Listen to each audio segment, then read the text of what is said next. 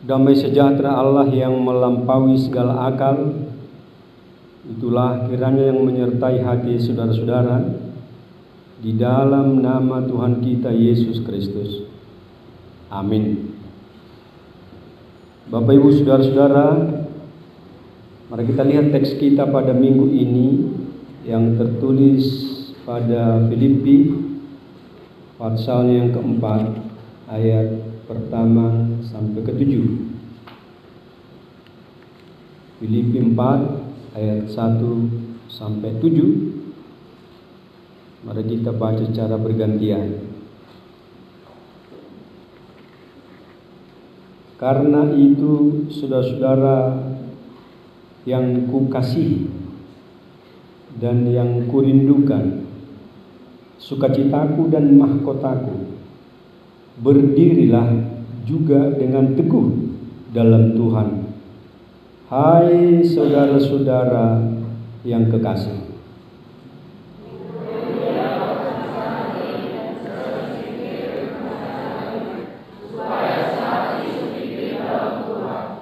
Bahkan kuminta kepadamu juga, Sunsugos, temanku yang setia, tolonglah mereka, karena mereka telah berjuang dengan aku dalam pekabaran Injil bersama-sama dengan Clemens dan kawan-kawanku sekerja yang lain, yang nama-namanya tercantum dalam kitab kehidupan.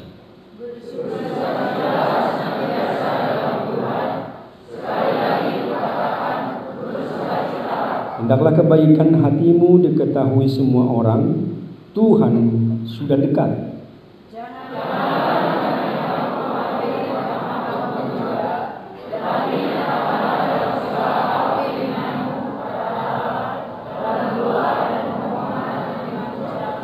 Mari kita bersama dalam ayat 7.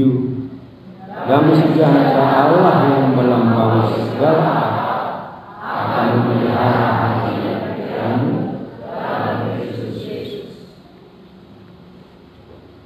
Bapak Ibu Saudara, ada sebuah peribahasa sebenarnya yang bisa kita tangkap untuk lebih memahami daripada teks ini. Dalam bahasa Batak, hadis nibarumun sirahot nibarumatonga,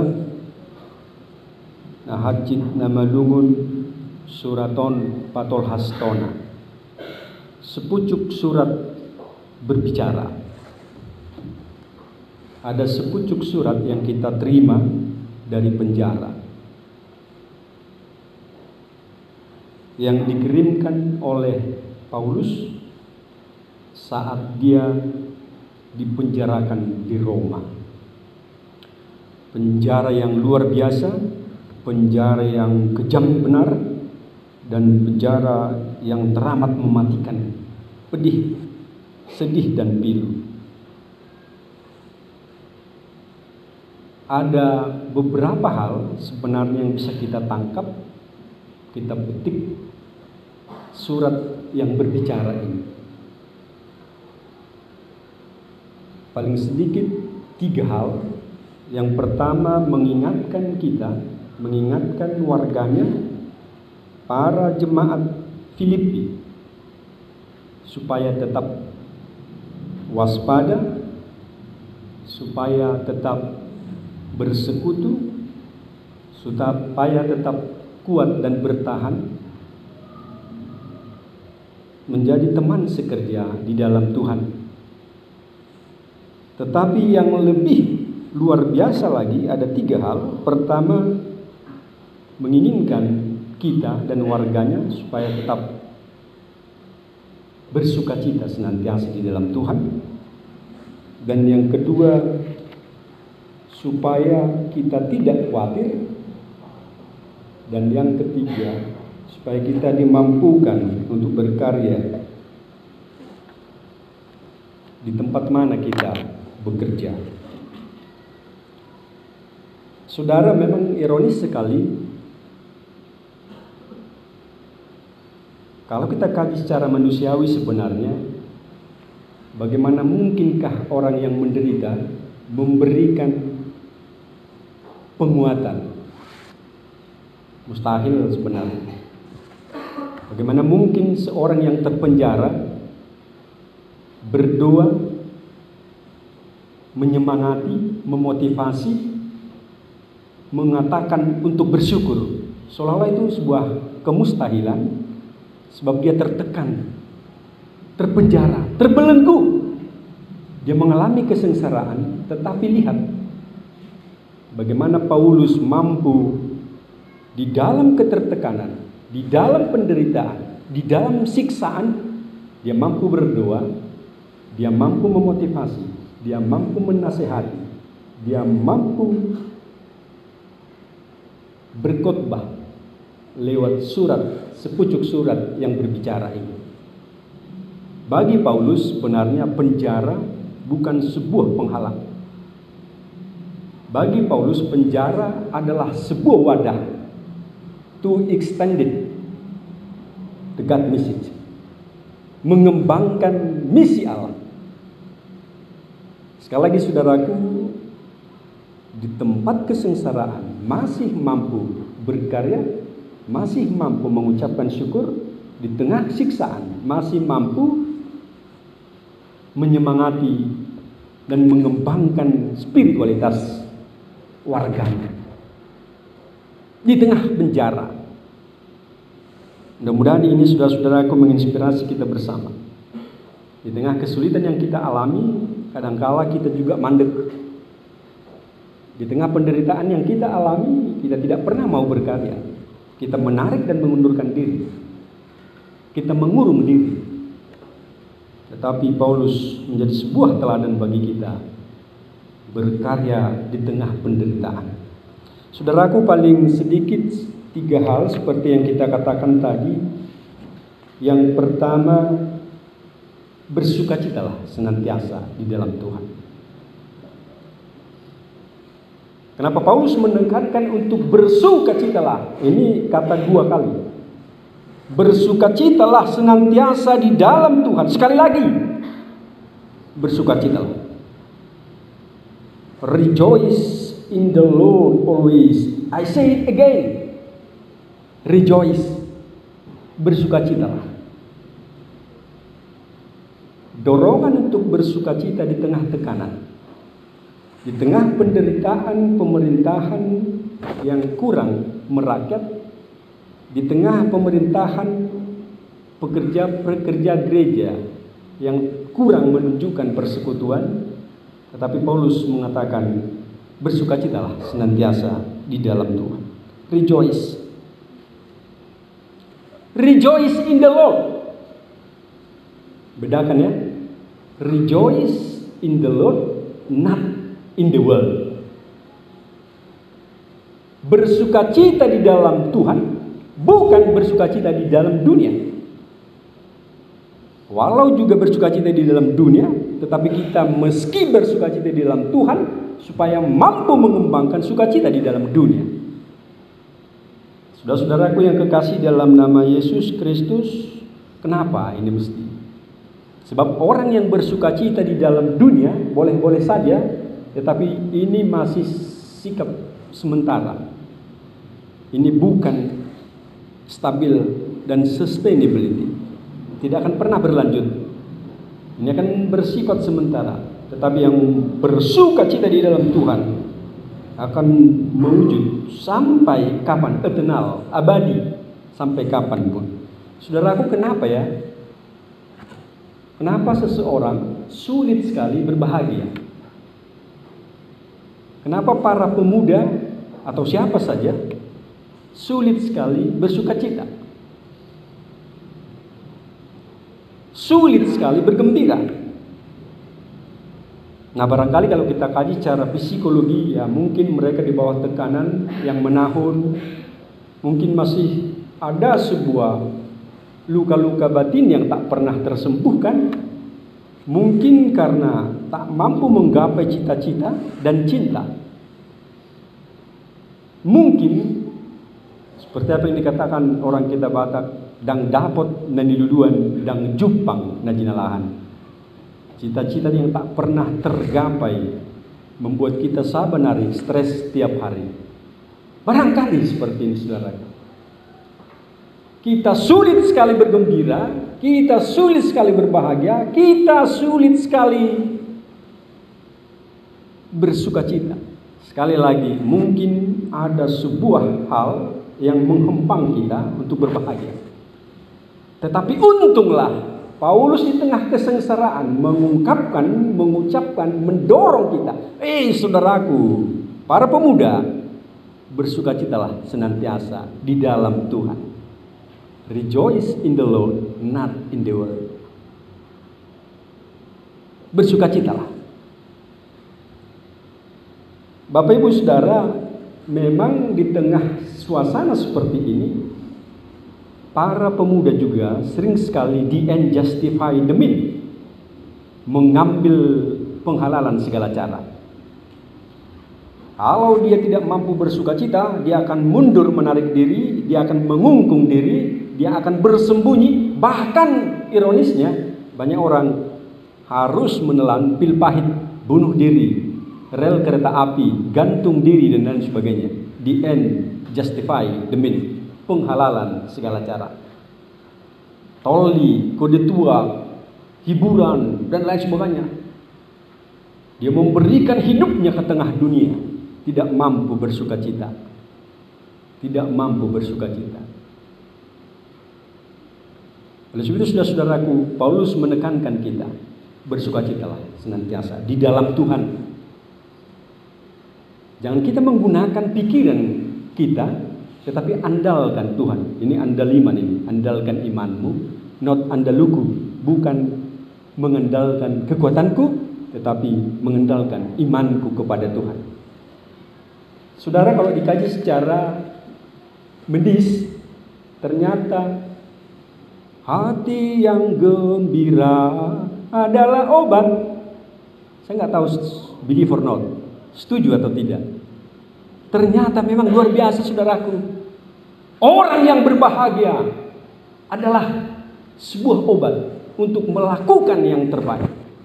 Obat hati yang gembira. Kajian secara medis, ternyata mereka yang tertawa akan mendorong sebuah hormon endorfin dari otak dan akan memperlancar segala peredaran darah dan akan mengendurkan segala urat saraf. Nah, oleh sebab itu, saudara, jangan enggan untuk tertawa. Jangan enggan untuk berbahagia. Paksa dirimu untuk berbahagia di dalam Tuhan. Endorfin yang keluar, yang dipacu dari otak, akan mengundurkan urat saraf, akan mengatur urat nadi, dan akan mengatur kenormalan detik-detik nadi. Oleh sebab itu, kalau seperti ini terjadi, maka kebahagiaan, kesehatan badanmu akan segera tercapai. Tertawalah. Anak-anak ternyata setelah diperiksa, mereka harus tertawa 500 kali per hari. Saya nggak tahu berapa kali saudara tertawa. Asyhadu an la ilaha illallah wa murhing, terus murhing. Setiap saat murhing, sekalipun tak pernah tertawa. Bahkan kalau saya tertawa, bengkel ho, wow. Masukmu, gitu loh. Saya tertawa saya untuk menjadi bahagia, kesehatan saya harus saya pacu. Tapi banyak juga orang yang melarang saya untuk tertawa. Nah, oleh sebab itu, saudara, silakan tertawa, terbahak-bahak. Ya, jangan tekan, silakan saja. Tapi jangan pula di malam hari, nanti nyamuk akan masuk juga ke dalam terlampau banyak. Nah, oleh sebab itu, kenapa Paulus mengatakan misi Yesus, bersukacitalah senantiasa, saudaraku. Sekali lagi, bersukacitalah. Selamat bersukacita di tengah kehidupan ini. Saudara belum menggapai cita-citamu, bersukacita. Saudara belum menggapai cita dan cinta, bersukacita. Saudara memahami, mengetahui apa lagu The Message? Hidup ini adalah anugerah. Tidak akan mungkin Tuhan mempersilahkan hidup, memberikan kehidupan, memberikan kesempatan untuk hidup kalau memang hidup kita sengsara. Tapi karena kita terbawa oleh arus dunia, terpengaruh oleh dunia, kita menolak manusia-manusia baru yang dipimpin oleh Tuhan, sehingga kita selalu menderita. Nah, itu sebabnya sekali lagi saudara, kalau apa derita yang saudara-saudara alami, saya yakin bahwa penderitaan kita berbeda, tapi setiap orang harus menderita. Sebab Tuhan sudah memberikan salib untuk kita masing-masing. Nah, oleh sebab itu bertahanlah membawa salibmu sampai Tuhan memanggilmu dari tengah dunia. Nah, itu yang pertama saudara. Tadi yang kedua dikatakan jangan khawatir. Jangan khawatir tentang hidup ini. Don't be worried. Jangan khawatir. Apa yang saudara khawatirkan? Bukankah saudara anak Tuhan? Atau saudara anak Napultak Siabulu? Don't be worried. Jangan khawatir. Tuhan gembalamu, gembala yang agung, gembala yang setia. Lihat burung-burung di udara, sama sekali nggak pernah menanam kok. Lihat burung-burung di udara, sama sekali nggak pernah memanen, mengumpulkan segala panennya, ke lumbung nggak pernah sama sekali. Tapi lihat Tuhan memelihara mereka sampai beranak cucu. Saya nggak tahu burung siapa yang tidak pernah dipelihara Tuhan. Nah, oleh sebab itu, apa yang saudara worry? Apa yang saudara merasakan? Apa yang saudara khawatirkan? Rejoice. Don't be worry. Ya saudaraku, kadangkala saya lihat pemuda ini bertemu dengan sebuah masalah, terlampau khawatir, stres. Anehnya luar biasa, menelan pil pahit sampai kepada bunuh diri. Kita lihat di media-media yang ternama, banyaknya bunuh diri karena tak mampu. Itu sama halnya dengan skin Ethiopia.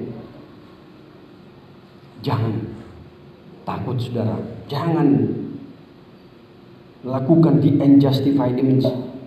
Lihat bunga bakung yang di ladang, ditenun oleh Tuhan.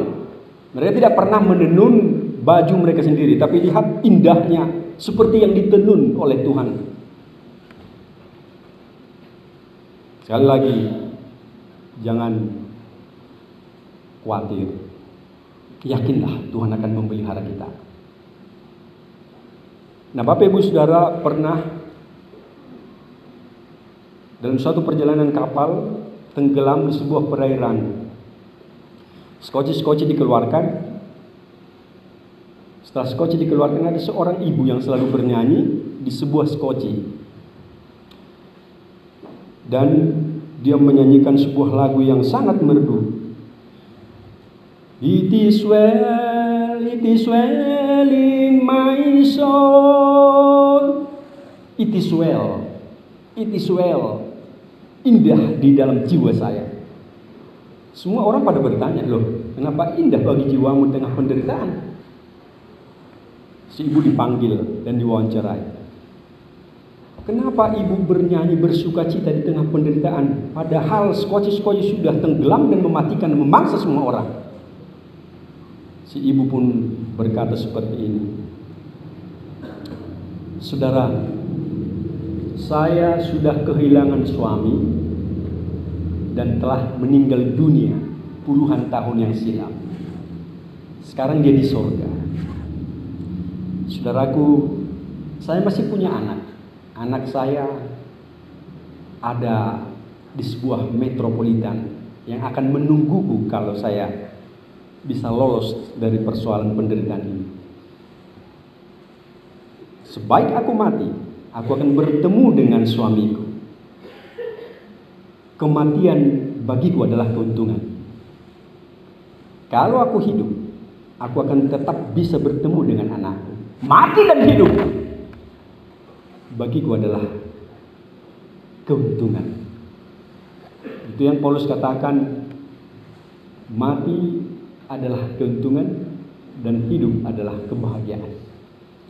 Nah, oleh sebab itu sekali lagi saudara, jangan khawatir. Saudara tahu tahun 1999 yang lalu, bulan Juni, saya pencinta tinju WBA, ada sebuah pertarungan yang luar biasa antara Evander Holyfield dengan Mike Tyson. Mike Tyson adalah petinju yang luar biasa, siapapun tak akan mampu menumbangkan. Mike Tyson si leher besi, dia sudah menang berkali-kali, siapapun tak bisa mengalahkan. Evander Holyfield khawatir akan kehidupan. Mampukah saya menumbangkan Mike Tyson ini? Dengan gayanya yang luar biasa, dengan punch dan tumbukannya yang hebat, saya tidak akan mampu. Dia berdoa kepada Tuhan. Lantas dia ambil sebuah ayat Filipi 4 ayat 13, Filipi 4 ya. Terus di tempat ini ditempelkannya di celana tinjunya. Jadi kalau saudara lihat YouTube-nya atau filmnya, videonya pertarungan antara Holyfield dan Mike Tyson tahun 1999 bulan Juni yang lalu, lihat Filipi 4 ayat 13 bergema. Saudara tahu Filipi 4 ayat 13? Segala perkara dapat kutanggung di dalam Dia yang memberikan kekuatan kepadaku. Dia berdoa, Tuhan, Engkau kuat. Saya tidak akan khawatir sampai kapanpun. Firman-Mu hidup bagiku. Saudara tahu, pada ronde ketiga dia dinyatakan menang. Mike Tyson tumbang, kalah. Lihat saudara, tak sampai pada akhir Mike Tyson tumbang. Holyfield dinyatakan berhasil memenangkan kejuaraan, mampu menaklukkan kekuatan yang luar biasa, si leher beton, si gaya yang luar biasa. Segala perkara dapat kutanggung di dalam Dia yang memberikan kekuatan. Tuhan akan memberikan kekuatan kepadamu, saudaraku. Mintalah.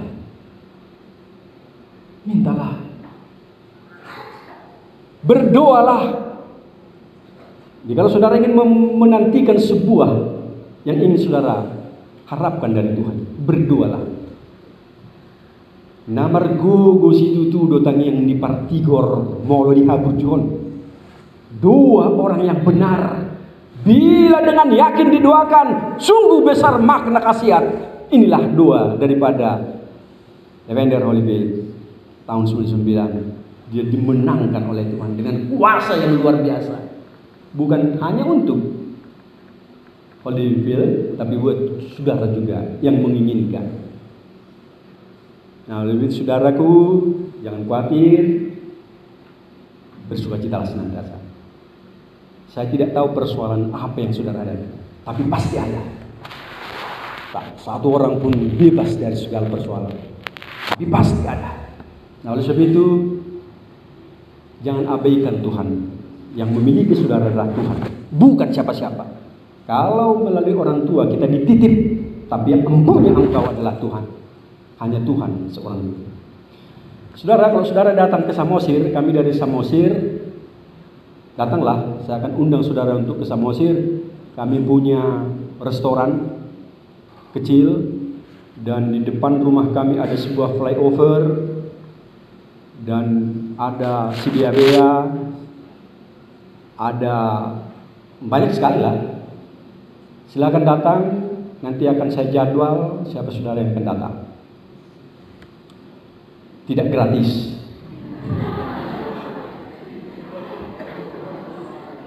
Saya tidak mau ingin memberitakan Samosir, tapi saya mau memberitakan kacang Samosir yang luar biasa enaknya. Kacang namanya kacang bukan sihobuk, tapi kacang rodam. Luar biasa enaknya, saudara. Yang mau saya katakan seperti ini. Kacang bentuknya sama saja, pasti ada kulit. Namanya saja yang berbeda. Kacang sihobuk, kacang dua kelinci, kacang geruda. Saya peminat kacang. Kalau saudara kasih saya kacang segoni pun, saya tidak akan pernah asam urat.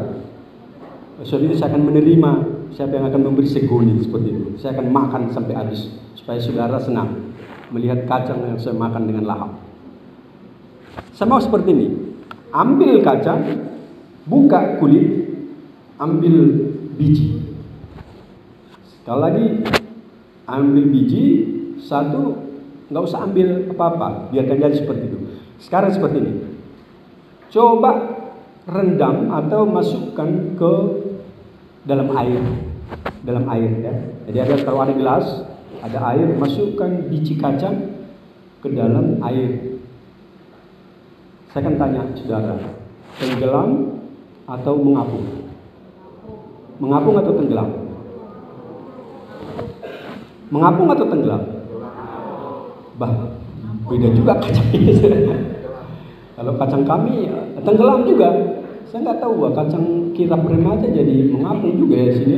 Nanti kita periksa lah kalau seperti itu. Ada kede-kede di sini, kita periksa bersama. Lihat, jadi kalau Anda ambil bijinya, nah terus Anda kupas, masukkan ke air, dia akan tenggelam. Pasti tenggelam. Karena dia berat gitu ya. Lain halnya pula kalau kacang-kacangan atau kacang yang sudah busuk, kering kerontang, nggak mungkin lah. Tapi kalau kacang pasti tenggelam. Tapi lihat satu lagi, kacang yang nggak usah buka apa-apanya, nggak lepaskan kulitnya, dia akan mengapung. Saudaraku seperti ini. Kalau saudara melepaskan Tuhan dari kehidupanmu, saudara akan tenggelam.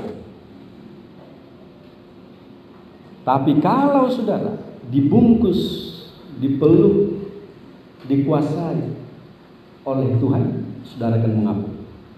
Sebesar apapun gelombang yang dahsyat luar biasa, saudara akan bertahan. Tidak akan pernah terombang-ambing. Tapi saudara melepas Tuhan, maka saudara akan tenggelam. Oleh sebab itu jangan sekali-kali melepaskan Tuhan. Your body is the temple of the Holy Spirit. Saudara tahu artinya? Ibu tahu artinya? Aku tidak kebawa menengah. Your body is the temple of the Holy Spirit.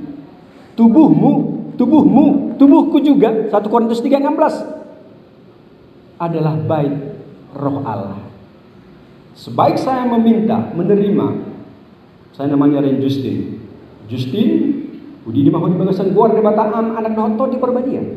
Setelah saya menerima baptisan, maka Roh Tuhan Trinitatis berdiam di hati saya. Kemana saja saya pergi, kemana saja bergerak, wherever, Tuhan ada di hatiku. Tuhan tidak pernah melepaskan aku. Kadang-kala manusia melepaskan Tuhannya, tapi Tuhan tak pernah melepaskan dia. Tuhan ada di hatiku. Nah, oleh sebab itu, lihat kedekatan Tuhan denganmu. Imago Dei. Wajahmu adalah wajah Tuhan. Satu kejadian. Kejadian 1:27. Tapi lihat dalam Mazmur 8, manusia, engkau dengan Tuhan teramat sedikit bedanya. Nah sekarang Tuhan telah menggunakan hidupku menjadi wadah, menjadi tempat kediamannya. Oleh sebab itu Tuhan tidak jauh, saudara. Itu sebabnya dikatakan pada ayat terakhir, pabotohok kamu mahabasaromu tusaluhut halak. Hendaklah kebaikan hatimu diketahui semua orang. Tuhan sudah dekat di hatimu. Nah, oleh sebab itu kebaikanmu biarlah diketahui semua orang. Kebaikanmu, saudara-saudaraku, engkau baik, biarlah semua orang memahami, mengetahui. Di tengah wilayah kirap remaja ini, biarlah kebaikan para pemuda ini dipuji oleh semua orang. Biarlah saudaraku. Tadi saya bercerita dengan perhaluan para Pak Pendeta, bulan demi bulan HKBP kirap remaja selalu diramaikan orang. Pertambahan statistik pertumbuhan 100. Sekarang sudah berapa? Hampir 800-an. Saudara, ini karena apa? Kebaikanmu biarlah diketahui semua orang, supaya semua orang tergerak bersekutu dengan engkau, dengan Tuhan. Itu sebabnya doa kita tadi, damai sejahtera yang melampaui segala akal dan pikiranmu, itulah yang menyertai hatimu.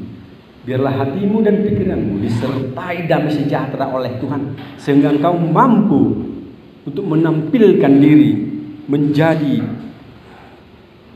kebaikanmu diketahui semua orang. Ayat terakhir, bisakah kita baca 1 Timotius berapa ya? 1 Timotius 4 ayat 12. Coba kita baca untuk menutup ibadah kita pada sore ini. 1 Timotius 4 ayat 12. Badan Naib Baru, Perjanjian Baru, halaman 236. 1 Timotius 4 ayat 12. Dapat ya? Mari kita baca secara bersama. Jangan seorang pun menganggap engkau rendah karena engkau muda. Jadilah teladan bagi orang-orang percaya dalam perkataanmu, dalam tingkah lakumu, dalam kasihmu, dalam kesetiaanmu, dalam kesucian. Gitu ya?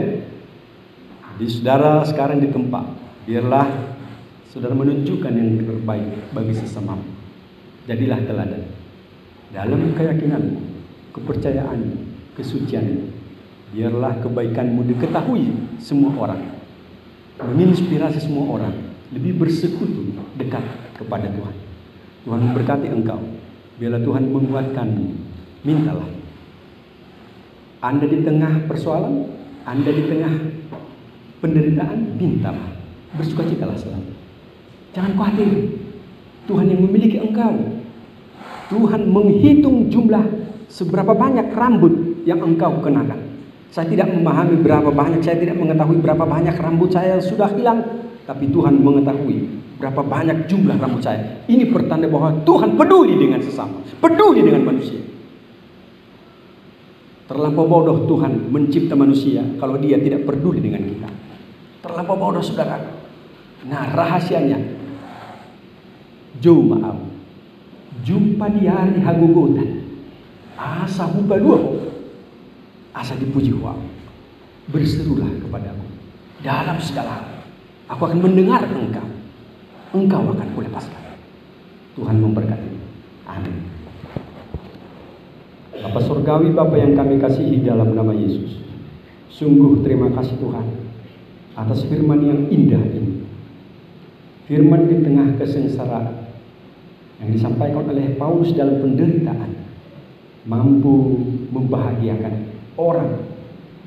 Biarlah Tuhan kami juga sama halnya dengan Paulus membahagiakan, menyemangati, menguatkan semua orang, sehingga orang semakin dekat kepada persekutuan dengan Kristus. Biarlah Tuhan kebaikan kami diketahui oleh semua orang, sehingga semua orang juga mampu bersekutu dengan kami Tuhan di tempat ini, semakin mengenal Engkau Tuhan. Kami memahami penderitaan yang kian bertubi-tubi kami hadapi, tapi kadangkala kami juga di-justify demi keluar dari manusia yang Engkau sudah tempat. Ya Tuhan, tolonglah para pemuda ini juga, para perhaladomu juga semakin dekat kepadamu Tuhan. Tidak sedetik pun melepaskan Engkau dari kehidupan.